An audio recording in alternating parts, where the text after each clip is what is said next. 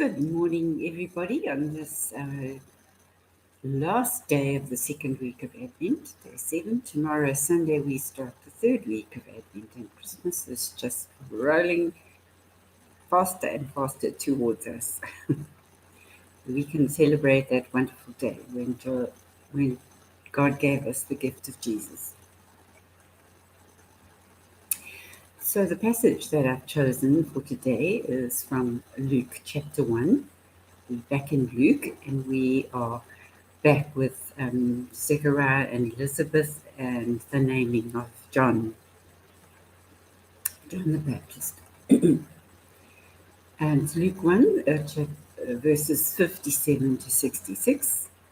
And as usual, I will read it and then come back and have a closer look. It's a lovely story of nothing complicated in it. It's just the story of when Jesus was taken to the temple to be circumcised, and they named him. So I'll read it for you.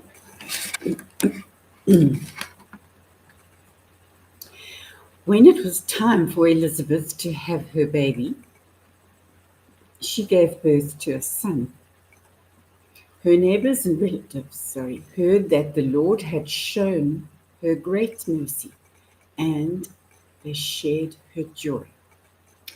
On the 8th day, they came to circumcise the child, and they were going to name him after his father, Zechariah.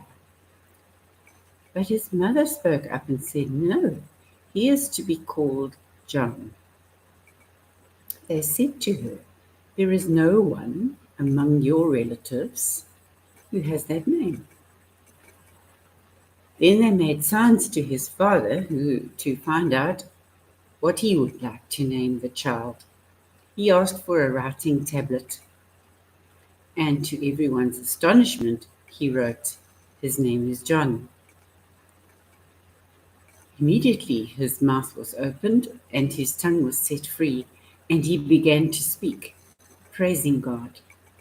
All his neighbors were filled with awe, and throughout the hill country of Judea, people were talking about all these things.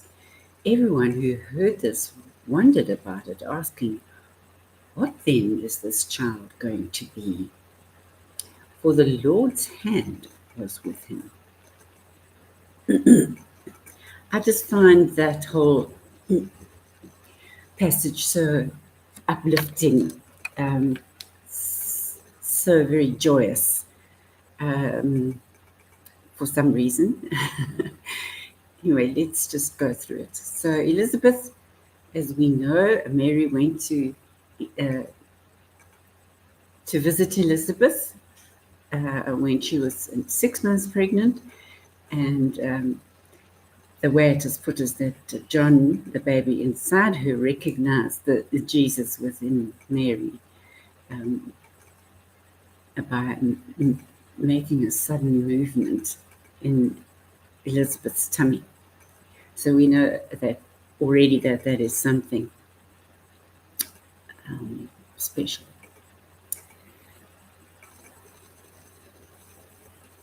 I also I love the references in this passage to the neighbors and the community actually sharing in the joy. That is so what we need to be as people in Christ, as a community of Christ. We need to include the people around us and be part of the community.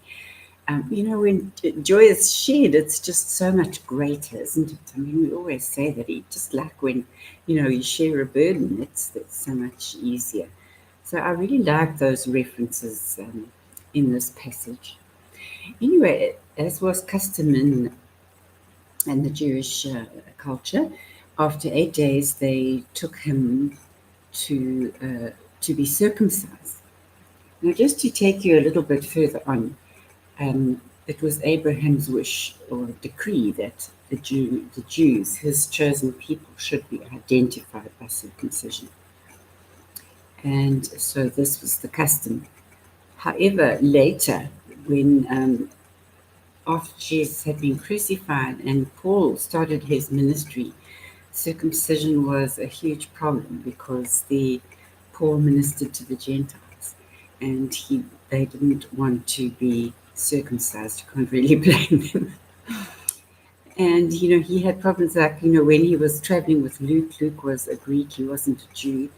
He wasn't circumcised, and so when Paul went to preach in the synagogues, they didn't want to allow Luke in because they said that he was unclean. He was not circumcised. And so actually the story goes that Paul himself circumcised Luke. Yeah. And actually Paul circumcised a couple of other people too. I think it might have been Barnabas. But in his travels, he did more than one circumcision. I need to go back on my notes on Paul and find out for sure. So here Jesus comes, and he is Jewish. He's going to grow up Jewish, and he comes to the temple to be circumcised. And there is Zechariah. Sorry, I'm not Jesus, John. And here is Zechariah and Elizabeth.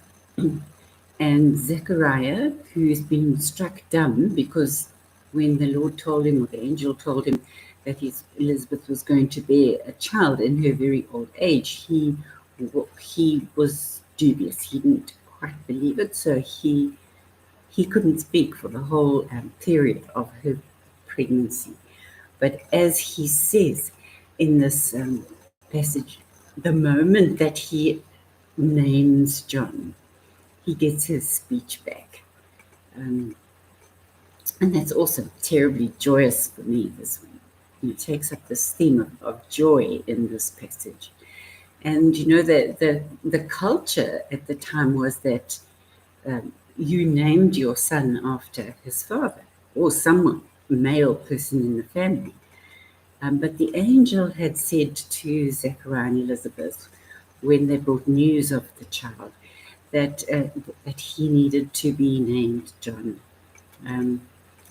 So both Elizabeth and Zechariah knew that, and so they named him John. And the people were quite shocked and amazed that actually Zechariah especially had agreed that this child would not carry his name.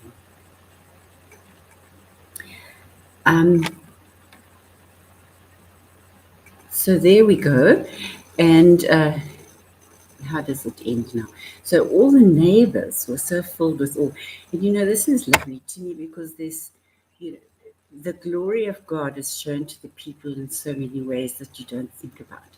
But this whole process of giving Zechariah back his voice, giving this very special baby a special name, is also joyful for me. And then the neighbors seeing this, witnessing this, and realizing that John was a special child. And so the glory of God was then evident again in that gesture of naming the child. And I suppose that God knew that when he asked them to name him John, he knew that because it was against custom, that people would think that this child was something special, even as he was born.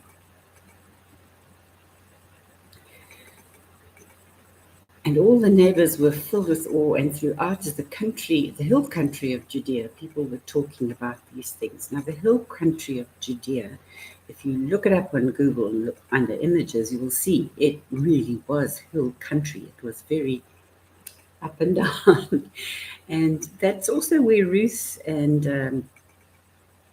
her husband, not Ruth, Naomi and her husband lived before he died.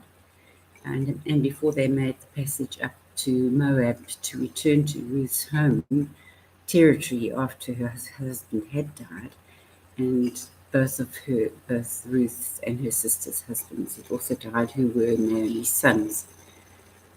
So and it's about, it stretches from north of Jerusalem for about 64 kilometers up towards the north.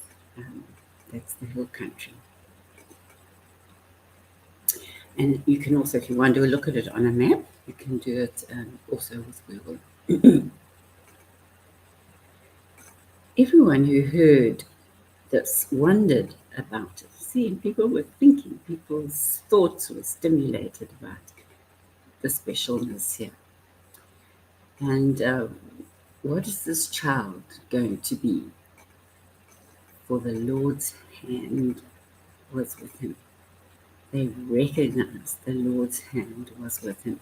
They recognized the glory of God, and that he was very intimately involved in this whole process of this child being born at such a late age for Elizabeth, and then Zechariah being struck dumb and getting his voice back when he named him John, and all these wonderful miracles, part of this child's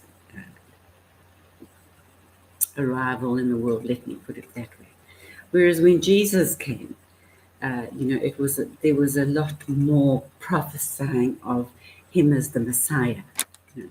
But this John's birth was just in these little vignettes of beauty, of God's glory. Okay, so that's it for today, and I'll talk to you again tomorrow. May the Lord bless you and keep you. May the Lord make his face to shine upon you, and may you know his deep, incomprehensible peace. Amen. Thank you for being with me.